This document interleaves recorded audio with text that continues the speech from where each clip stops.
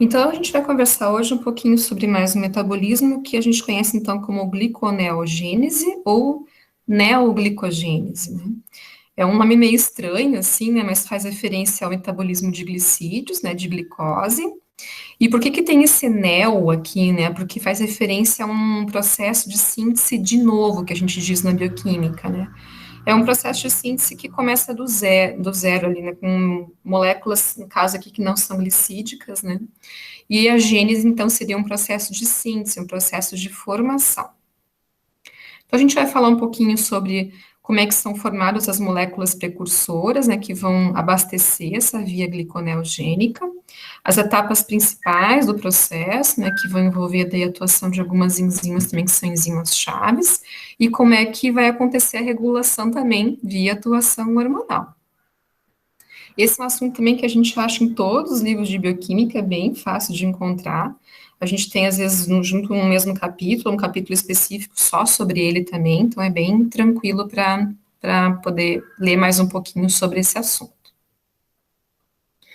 Bem, para a gente entender, né, aspectos em relação a esse metabolismo e também a importância que ele tem para o nosso corpo, a gente tem que lembrar que a gente tem várias fontes energéticas que os tecidos podem usar, né, para a formação de ATP nas células. A glicose, os ácidos graxos e os corpos cetônicos, né? A gente está focando mais agora na utilização da glicose, na mobilização de glicose, formação de estoques de glicose, enfim, tudo mais. Mas depois, nas próximas aulas, a gente vai falar um pouquinho sobre outros substratos energéticos também, né? Os ácidos graxos, também os corpos cetônicos, são as principais moléculas, né, que vão poder ser usadas pelos tecidos para obtenção de energia. E a glicose é uma molécula super importante, né? Porque a gente tem alguns tecidos que podem só usar a glicose como fonte energética, que foi esse que eu destaquei aqui no slide. Então, os glóbulos vermelhos, as hemácias, né? As células da medula renal também, células da retina e o tecido nervoso também, né? Aqui eu coloquei um asterisco, porque na verdade ele tem preferência por usar glicose, mas ele pode usar outra alternativa energética também, né? O cérebro pode usar também em condições específicas corpos cetônicos como fonte de energia também, né? Mas ele dá preferência, se tiver glicose, ele vai usar glicose. Então a gente diz que a glicose é uma fonte energética, assim, que é que nem se fosse uma moedinha de ouro, né, para o organismo, porque é bem importante para abastecerem esses tecidos que, caso eles não recebam glicose, eles podem sofrer, né, as células, inclusive, podem, enfim, perder função e entrar em processo de morte também. Então, por isso que o nosso organismo precisa de um suprimento contínuo de glicose, mesmo enquanto a gente não está comendo, né? Então, existem vários artifícios que o nosso corpo utiliza para tentar manter os níveis de glicose adequados. Ali eu até coloquei, né, a quantidade de glicose que se estima, né, que se consuma nessas células, né, então os glóbulos vermelhos consumiriam uns 30 gramas por dia de glicose, tecido nervoso mais ou menos uns 120 gramas, mas ele pode reduzir bastante o seu consumo, né, eles são os mais gastadores aqui dos tecidos que consomem, né, basicamente glicose, mas o cérebro ele pode reduzir bastante esse consumo, né, se ele utilizar como fonte de energia também os corpos cetônicos. A gente vai falar sobre eles mais à frente também. Então, para a gente entender o que acontece no nosso corpo, né, para que se mantenha esse suprimento de glicose, a gente tem que lembrar quais seriam as principais fontes, então, da glicose para os tecidos, nas diferentes situações, mesmo em homeostase, né, que a gente enfrenta ao longo do dia. Então, pensando, por exemplo, no estado alimentado, qual seria a minha fonte principal de glicose? De onde que ela iria vir? O que vocês acham? Do alimento? Isso, dos alimentos, da dieta, né? Então, estado alimentado, a minha glicose vai vir da alimentação. Então, quem almoçou agora meio-dia aí, agora já, tudo bem, já são 2 horas, né? Mas a gente tem uma glicemia ainda que é, em parte, abastecida pelo nosso almoço, né? Então, a gente diz que a dieta é uma fonte bem importante. Mas se a gente ficar sem comer umas 3, 4 horas ou até mais, a gente tem outra fonte importante também que vai permitir manter os níveis de glicose adequados no sangue, mesmo que a gente não se alimente, né? Então, pensando no jejum entre as refeições, de onde viria a glicose que a gente encontra no sangue? nesse período? O que vocês acham? Isso, a glicogenólise, isso aí, meninas. Aham, glicogênio estocado no fígado. A gente deu bastante ênfase, né, a essa importância do fígado como um tecido que participa ativamente, né, dos metabolismos, inclusive mantendo relações metabólicas com outros tecidos, né, e a glicogenólise é um evento bem importante no fígado para liberar a glicose na corrente sanguínea para abastecer outros tecidos com glicose entre as refeições, né? Mas e quando a gente pensa num jejum mais prolongado, né? Um jejum que passa, por exemplo, de 12 horas, passa de 24 horas, né? De onde viria essa glicose que a gente tem que manter, né, níveis adequados no nosso sangue? A gente sabe que se a gente ficar um dia inteiro sem comer, a nossa glicemia, lógico, vai ficar um pouco mais baixa, mas ela vai se manter num patamar razoável para atender os tecidos que usam basicamente glicose, né?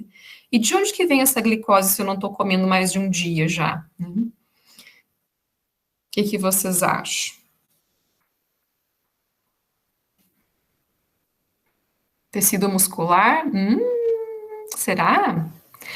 Lembra que o tecido muscular, eu falo que é um tecido bioquimicamente egoísta, né? Ele não divide o que ele tem com ninguém. O adiposo, ele pode ajudar a manter a glicemia. A gente vai falar um pouquinho sobre isso, né? Embora a gente considere que o adiposo é uma reserva bem importante de ácidos graxos que vão ser oxidados, né, por vários tecidos, mas, por exemplo, os glóbulos vermelhos não conseguem usar ácidos graxos como fonte de energia, só a glicose, né? Mas esse metabolismo que a gente vai ver hoje, que é a gliconeogênese, permite que parte dessa gordura estocada, uma pequeníssima parte dela, possa ser usada também para abastecer essa importante via que a gente vai estar comentando sobre, né, detalhes dela hoje com vocês, que é a gliconeogênese, né?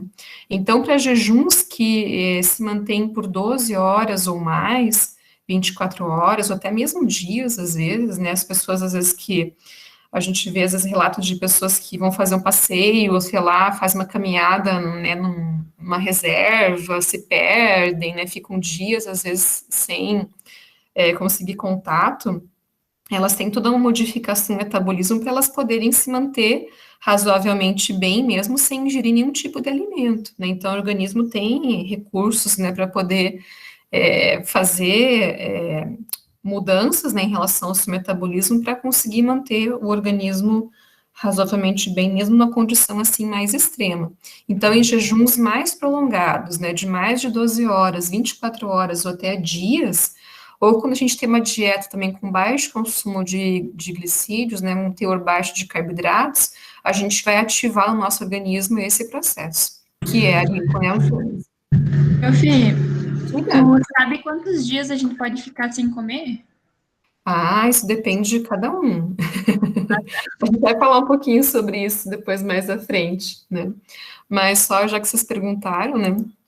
Na verdade, o ficar sem comer depende muito do organismo de cada um, né? Principalmente das reservas que a gente tem. Daí eu falo que sempre numa condição extrema como essa, as pessoas que têm, né, um tecido adiposo mais avantajado, assim, são aquelas que vão ter alguma vantagem em relação aos magrinhos, né? Quem tem massa adiposa menor teria uma sobrevida menor, pensando no metabolismo que a gente iria, né, ativar em um jejum mais prolongado. Então, os gordinhos teriam essa vantagem, né, numa condição extrema, assim, de dias, né, sem se alimentar. A gente tem alguns dados bioquímicos, assim, do começo do século XX, ali, quando se faziam experimentos, assim, que hoje a gente não consegue mais fazer, né, desse jeito como eles faziam antes, com pessoas que ficaram em jejum 1 mês, 2 meses, 3 meses, né? Então depende muito do organismo de cada um, do volume de tecido estocado, principalmente adiposo estocado, a atividade física que a pessoa vai fazer, enfim, então são vários fatores que vão influenciar. Mas a gente consegue ficar um bom período sem se alimentar, né? Sem tomar água, não, mas sem se alimentar, a gente consegue manter. Lógico que não é o ideal, a gente vai ver depois, esse assunto das próximas aulas já, isso daí, a gente vai falar um pouquinho sobre isso. mas a gente tem algumas mudanças, né, que deixam alguns órgãos meio sobrecarregados, principalmente o fígado fica super sobrecarregado, e o tecido, o sistema renal também. A gente vai falar um pouquinho sobre isso também depois, logo mais à frente com vocês. Mas, enfim, a gente vai falar sobre isso ao longo das próximas semanas também. É um assunto que sempre a gente tem bastante discussão sobre, né? Porque desperta bastante curiosidade, enfim. Então, a gente vai discutir também ao longo das semanas. A gente vai começar a discutir um pouquinho sobre aspectos em relação a esse jejum mais estendido hoje, já por causa que envolve a ativação da gliconeogênese, né? Mas a gente vai entender outras coisas mais depois nas próximas aulas também. Então, hoje é só uma introdução. Já é? Então, vamos lá. Prof, Diga. essa via é ativada no jejum intermitente? Sim, ativada. Inclusive, a gente tem dietas, né, que às vezes são utilizadas que envolvem a ativação dessa via de modo contínuo. Só que a gente vai discutir um Obrigada. pouquinho sobre isso também, Uhum. sim. A gente tem dietas, né, que depois a gente vai falar sobre isso também. Vou contando o assunto em partes, né? Tem parte 1, parte 2, parte 3. Mas tem dietas hoje que podem ser utilizadas para perda de peso, por exemplo, que envolvem ativação da gliconeogênese, né? Joia, então vamos lá.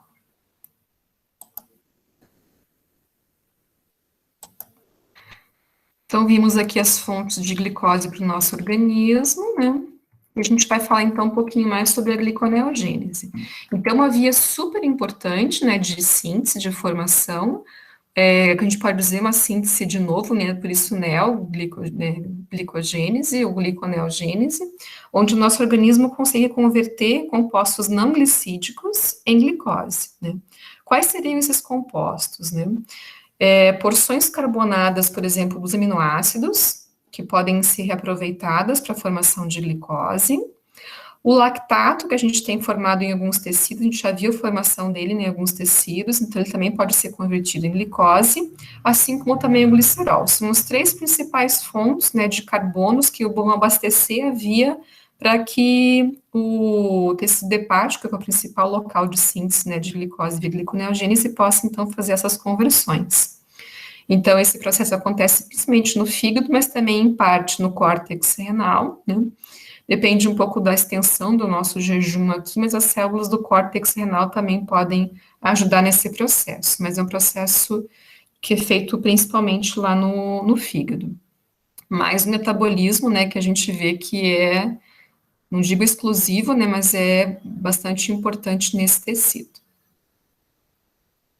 Bem, então, para abastecer a via, o que vai acontecer? A gente tem que ter a conversão daqueles precursores não glicídicos em moléculas que podem ser usadas na via de gliconeogênese. Então, a gente vai ter conversão, por exemplo, de aminoácidos, né, em piruvato ou em oxalacetato, que vão ser as moléculas que vão entrar na via para seguir, né, as etapas posteriores, as reações que se seguem até no final, formação de glicose. No caso, por exemplo, do lactato, né, a gente viu que o lactato ele pode ser convertido também em piruvato, né, pela mesma enzima, numa reação, né, de orientação inversa, mas o lactato pode se converter em piruvato, e o piruvato abastece a via de gliconeogênese, né. E o glicerol, ele pode dar origem à dihidroxiacetona, que também faz parte da via, né? Então, a gente diz que o processo de gliconeogênese, ele é um processo, basicamente, de conversão do piruvato em glicose. Não necessariamente uma via reversa da glicólise, já porque a glicólise era o processo contrário, né? A conversão de glicose em piruvato, né? A gente vai ver que tem algumas reações que são diferentes. Mas parte da via glicolítica pode ser usada pelo tecido para fazer a gliconeogênese. Aqui eu coloquei uma tabelinha mostrando as reações que envolvem, então, esse processo de gliconeogênese. A conversão de piruvato em oxalacetato, oxalacetato em fosfenolpiruvato. Essas duas reações são reações exclusivas da via de gliconeogênese, né? Depois dessas reações iniciais aqui, a gente tem outras reações que acontecem, que são reações comuns, tanto para a gliconeogênese, como para a glicólise também, que são reações que são todas reversíveis, né? E daí o que vai acontecer depende um pouco do que a gente encontra, né, de intermediários do metabolismo aqui. Então, quando o organismo ativa a gliconeogênese, ele vai ativar enzimas aqui que vão acentuar o fluxo das reações no sentido de formação da glicose aqui no final, e não o processo inverso aqui, né? Isso que vai governar para onde que vão essas moléculas, né? Ou vão ser convertidas em piruvato, ou vai ter o piruvato convertido em glicose. Então, essas reações que a gente tem aqui, né, do fosfenolpiruvato se convertendo em 2-fosfoglicerato, do 2-fosfoglicerato em 3-fosfoglicerato, do 3-fosfoglicerato em 1,3-bisfosfoglicerato, desse composto, um gliceroldeto fosfato, né, da transição entre o gliceroldeto fosfato e de hidroxicetonofosfato, né, a condensação desses dois glicídios aqui de 3 carbonos para a formação de frutose, né, são todas reações que são da via de glicólise, se vocês lembrarem lá, a gente vê na via de glicólise também, né. O que a gente tem de diferente aqui são essas duas primeiras reações, e essa reação que a gente vê aqui, de conversão da frutose 1,6-bisfosfato em frutose 6-fosfato, e da glicose 6-fosfato em glicose, que são reações que podem acontecer no outro sentido, na via glicolítica, mas na gliconeogênese, quem participa da reação, as enzimas que participam das reações aqui, catalisam reações que são irreversíveis, e a gente consegue, então, nessa maneira, regular se o tecido ou faz glicólise ou ele faz gliconeogênese, né? E daí as reações até esse ponto da formação do gliceraldeído aqui, elas têm que acontecer de modo dobrado, né, para que a gente tenha daí moléculas em quantidade suficiente para formar molécula de glicose no final. Então, para fazer a conversão de piruvato em glicose, basicamente o tecido hepático precisa 2 moléculas de piruvato para formar uma molécula de glicose. Então, como se fosse, né, um contrário da glicólise em si, mas a gente sabe que tem algumas reações que são diferentes. Essas iniciais aqui são diferentes, né, e essas aqui são reações irreversíveis, então, já que na via glicolítica a gente tem reações que acontecem em outro sentido, que também são irreversíveis, então são enzimas diferentes que catalisam essas reações. Por isso que a gente consegue, então, regular os dois metabolismos, né, de modo a coordená-los para que o tecido possa fazer o que seja adequado naquele momento, ou glicólise ou gliconeogênese. Então, aqui eu coloquei um recorte da via de gliconeogênese, e ela começa aqui de baixo para cima, né? Então, onde entrariam aqueles intermediários que a gente estava vendo antes ali, que vão abastecer a via, né? Então, o lactato, ele pode ser convertido em piruvato, e ele pode entrar, então, na forma de piruvato aqui na primeira reação já. Assim como acontece também para vários aminoácidos. Não o aminoácido em si, mas a porção carbonada desse aminoácido, tá? Alguns outros aminoácidos vão entrar na via na forma de oxaloacetato, né? Também, então, a gente tem carbonos entrando aqui que podem abastecer a via de gliconeogênese. Essas duas reações são reações exclusivas da gliconeogênese. As outras a gente vê aqui em azulzinho, elas são comuns tanto a gliconeogênese como a glicólise, depende, né, do balanço dos intermediários para onde que as coisas vão caminhar. Então, eu posso ter o fluxo das reações seguindo de cima para baixo, ou na gliconeogênese, seguindo de baixo para cima, né, para a formação de novo de glicose. E quando chega nesse ponto, na formação do aldeído da acetona aqui, né, que são as trioses, açúcares de 3 carbonos, a gente tem mais um ponto, né, onde pode acontecer entrada de carbonos, que é a partir do glicerol. O glicerol ele pode ser convertido pelo tecido hepático em dihidroxicetona ligada a fosfato, né, em algumas reações, não uma reação única, mas em algumas reações, né. E assim, então, também mais carbonos podem entrar aqui para abastecer a gliconeogênese, tá?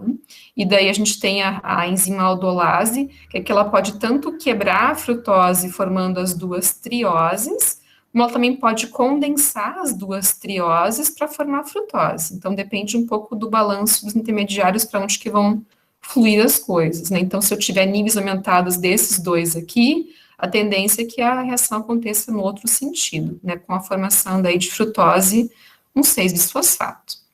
E daí tem as duas reações que são reações onde a gente tem a atuação de enzimas específicas da gliconeogênese, a frutose 1,6-bisfosfatase e a glicose 6-fosfatase, que catalisam, então, as reações que no final vão dar origem daí à glicose.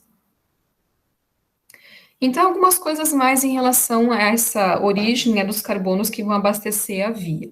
O lactato é um composto importante que vai ser usado para abastecer a via de gliconeogênese, e a gente já tinha visto que a formação dele pode acontecer, né, em alguns tecidos. Aqui eu tenho uma figurinha só para a gente relembrar que o tecido muscular ele pode produzir lactato toda vez que ele faz o processo de glicólise anaeróbia, né, em condições, então, apropriadas, esse lactato, ele cai na corrente sanguínea e o fígado pode captar esse lactato e reconverter ele em piruvato, né, de modo, então, a usar na gliconeogênese para obtenção de glicose. E essa glicose que o fígado libera, cai de novo na corrente sanguínea e o músculo pode captar, né, fazer o processo glicolítico, enfim, a glicólise anaeróbica e se fechar esse ciclo, então, que é o ciclo de Cori, que a gente já tinha visto isso em outros momentos. Então, esse é um ciclo bem importante que pode ajudar a abastecer a gliconeogênese. Aqui eu coloquei só um detalhe a mais, né, em relação à enzima fundamental para que isso possa acontecer, né, que é a lactato deshidrogenase. Ela é uma enzima que permite fazer a glicólise anaeróbia, ou seja, converter piruvato em lactato, né, mas a gente tem uma isoforma dela presente no tecido hepático também, que permite que o fígado possa reconverter o lactato em piruvato. Então, a enzima ela pode catalisar a reação nos dois sentidos, né? Depende de onde eu vou encontrar a enzima. Então, no tecido muscular catalisando nessa direção, né, numa reação de óxido-redução com oxidação do NAD e redução do piruvato a lactato, e quando esse lactato chega no fígado, lá a LDH presente no fígado, né, lactato deshidrogenase hepática, faz uma reação daí de redução do NAD, o NAD+ se converte em NADH, e o lactato é oxidado em piruvato. E daí começa todo o processo de gliconeogênese. Bem, além do lactato, que o organismo pode reaproveitar para a formação de glicose, que é uma estratégia bem importante, a gente também pode usar proteólise muscular, aminoácidos provenientes da proteólise muscular, para converter também em precursores intermediários da via, né?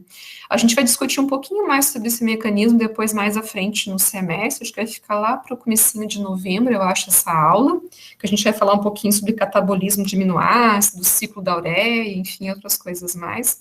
Mas só para adiantar para vocês, porque tem conexão, né, com aquele assunto, num jejum, por exemplo, prolongado, né, quando eu não tenho uma alimentação, né, nenhuma, digamos assim, o organismo vai intensificar um processo de proteólise muscular, né, para liberação de aminoácidos que vão abastecer justamente a gliconeogênese, né. Então, esses aminoácidos são convertidos basicamente, esse conjunto vasto, né, que o músculo apresenta, eles são convertidos basicamente em alanina, pensando no tecido muscular esquelético em si, né. Outros tecidos podem fazer proteólise também, um jejum mais prolongado, e a gente pode ter a conversão desses aminoácidos daí em glutamina. Detalhes depois maiores de como acontece esse processo, a gente depois vai discutir naquela aula sobre o catabolismo de aminoácidos, tá? Mas o importante é lembrar que esses dois aminoácidos aqui, alanina e glutamina, eles aumentam, né, no sangue num jejum mais prolongado. E o fígado capta esses aminoácidos e ele é capaz de converter alanina em piruvato e glutamina em alfa-cetoglutarato, que depois pode ser convertido em oxalacetato, enfim, e abastecer também a via de gliconeogênese.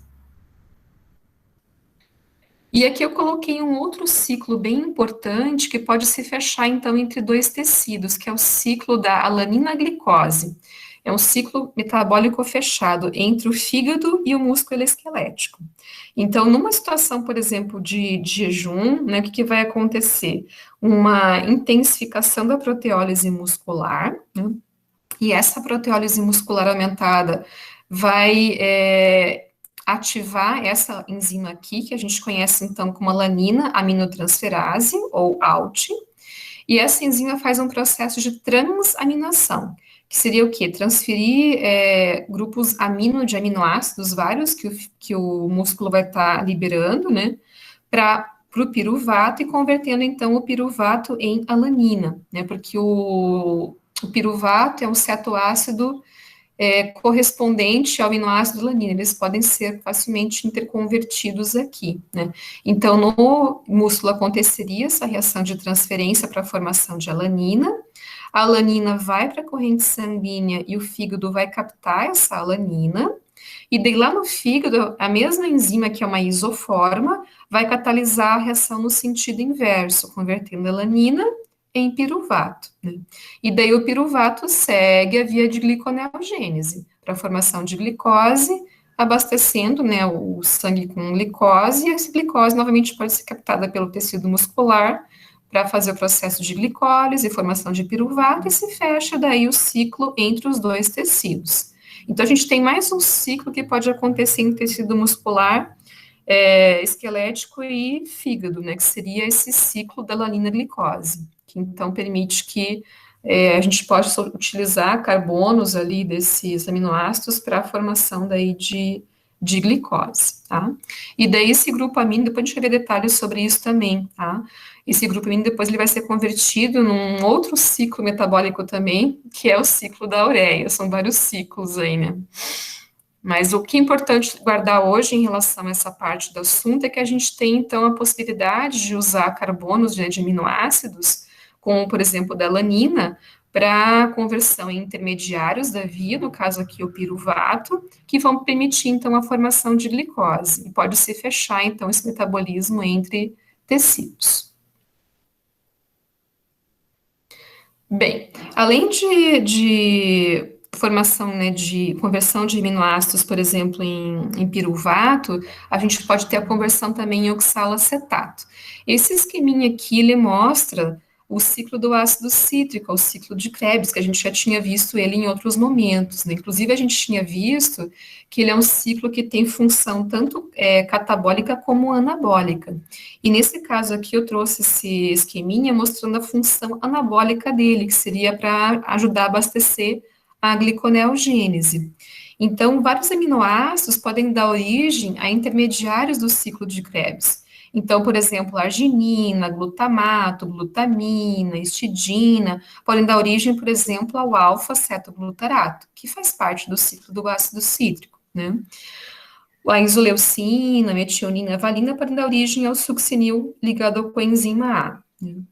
A fenilalanina, a tirosina também podem ser convertidas em fumarato, né? Alguns aminoácidos, como por exemplo o aspartato, a asparagina, podem ser convertidos diretamente em oxalacetato, né? Esses aminoácidos, então, eles vão dar origem a esses compostos aqui, que no ciclo do ácido cítrico podem, no final, serem convertidos todos em oxalacetato. E o oxalacetato é um intermediário da via de gliconeogênese também, né? Então, é possível a gente usar carbonos dos aminoácidos aqui, reaproveitar esses carbonos para formar glicose a partir deles, tá? Com exceção desses dois que eu destaquei aqui no quadrinho, aqui ao lado do slide. Lisina e leucina são aminoácidos que não são glicogênicos, eles são só cetogênicos, né?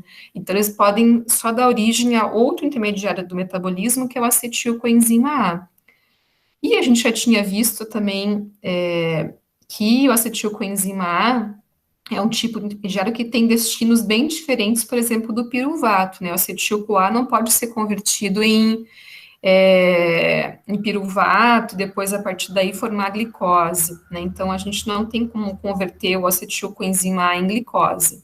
Então, lisina e leucina, eu considero eles como elas, né, como aminoácidos somente cetogênicos. Tem alguns que são só glicogênicos e alguns que são glicocetogênicos também. Podem formar tanto glicose como também o acetil-CoA, tá? A gente depois vai voltar a falar sobre eles também, então não se preocupe em ficar preocupados em ver detalhes sobre esse processo. Depois a gente vai ver um pouquinho mais sobre isso depois naquela aula sobre o catabolismo de aminoácidos também, tá? O que é importante lembrar agora é que aminoácidos podem ser convertidos em piruvato, intermediários do ciclo de Krebs que podem dar origem ao oxalacetato, e a partir daí, esses carbonos, aminoácidos, podem entrar, então, na via de gliconeogênese. Ok? Então, já vimos duas fontes importantes de carbonos para gliconeogênese, mas falta mais uma, que é o glicerol. De onde vem o glicerol que pode abastecer a gliconeogênese? A gente não falou sobre esse assunto ainda, mas a gente vai falar logo depois nas próximas aulas já, em relação ao processo de lipólise que acontece no tecido adiposo. Então, as gordurinhas que a gente estoca no tecido adiposo, no caso os triglicerídeos, eles podem ser hidrolisados, né, liberando moléculas de ácido graxo e glicerol. E esse glicerol liberado é que o fígado pode usar, então, para a formação de glicose. Aqui a gente tem só um recortezinho dessa reação, mostrando, então, uma molécula de triglicerídeo, o triacilglicerol, a lipase. A gente tem várias lipases que vão estar atuando, depois a gente vai falar sobre isso também nas próximas aulas com vocês também, mas acontece um processo de lipólise, e é a quebra, então, da ligação dos ácidos graxos com o glicerol. Então, libera os ácidos graxos livres e o glicerol também. O glicerol é uma molécula que é solúvel em água, então é fácil transportar na corrente sanguínea, e ela facilmente atinge lá o tecido hepático. E chegando no tecido hepático, o que vai acontecer lá? O fígado vai captar esse glicerol e vai fazer algumas reações com o glicerol para que ele possa originar aquelas trioses, né, que abastecem a gliconeogênese, a dihidroxacetona, assim como também o glicerol triosfosfato, que é o aldeído, então também pode ajudar, né, no processo de síntese de glicose. Então, são algumas reações que acontecem em sequência. Primeiro, uma reação de fosforilação do glicerol, pela atuação de uma glicerol quinase. Ela converte o glicerol em glicerol transfosfato, e depois uma glicerol fosfato desidrogenase, que converte o glicerol em dihidroxacetona. E daí aqui eu posso ter a conversão da cetona em aldeído em cetona, pela atuação da triose isomerase. Mas é um ponto bem importante, né, que permite, então, a gente usar esse glicerol ligado, né, aos ácidos graxos estocados lá no tecido adiposo como uma molécula que pode originar açúcar, né, no nosso organismo, glicose. Tudo bem? Então, é importante saber de onde vêm os carbonos para formar glicose. Lactato, porções carbonadas de aminoácidos e glicerol, as três principais fontes. Então, é importante lembrar como é que a gente mobiliza elas, de onde vem o lactato, como é que mobiliza os aminoácidos, como é que mobiliza o glicerol. Então, lembrar de onde vem isso daí, tá? E lógico que no jejum prolongado a gente vai ter ativação. O lactato não tem relação, a formação dele com o jejum em si, né? Alguns tecidos formam constantemente lactato, como acontece com os eritrócitos. O músculo vai formar lactato em condições de baixa tensão de oxigênio, né? Mas a proteólise muscular e a lipólise são metabolismos que são ativados no jejum mais estendido também, tá? Então, a gente tem essa ativação também via jejum mais estendido. E daí isso pode ajudar a manter a glicemia nessa condição também.